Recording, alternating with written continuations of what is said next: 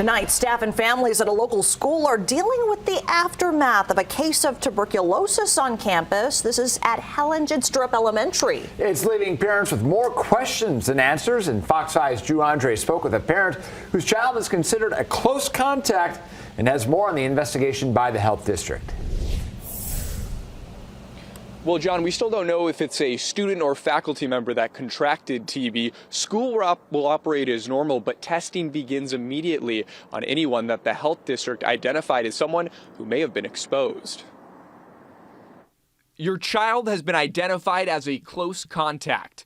This is the letter a parent of a third grader at Jidstrup Elementary received from the health district. It's a very scary thing. Experts say it's unlikely to contract the bacterial infection from the outdoors, but spreading through the air, tuberculosis can infect others after hours of exposure. It's that coughing and that expelling that air that has the bacteria in it that puts people inadvertently at risk.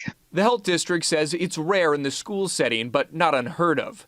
Blake says the tuberculosis vaccine is not commonly given in the U.S. because it's not prevalent here, so it's not a required vaccine for students and teachers. But both adults and children can contract TB. It can also be difficult to diagnose, so a person could have a prolonged infectious period. So they might have been contagious for only a couple of weeks, but it's also possible that they may have been contagious for months and just not know it. TB is not a joke. That's not like catching, you got to worry about COVID, you got to worry about the regular flus and all that. Now TB, it makes me wonder how they're vetting children that are coming in here.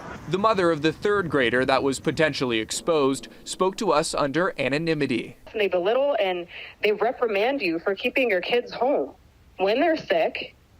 And that's how things like this happen, because they make parents feel like they're forced to send their kids to school. And Wednesday was the breaking point for this parent we met after school. Now, I just decided as of today that my child's health and safety is more important than vagueness from this school. So she's now out of the school.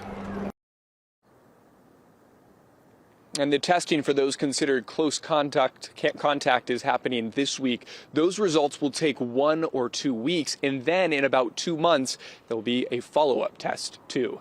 John. Drew, thank you. And these are the symptoms the CDC says to look out for with tuberculosis. You may feel weak, experience weight loss, fever, and night sweats. If your lungs are infected, you may cough more, experience chest pain, and in some cases, cough up blood.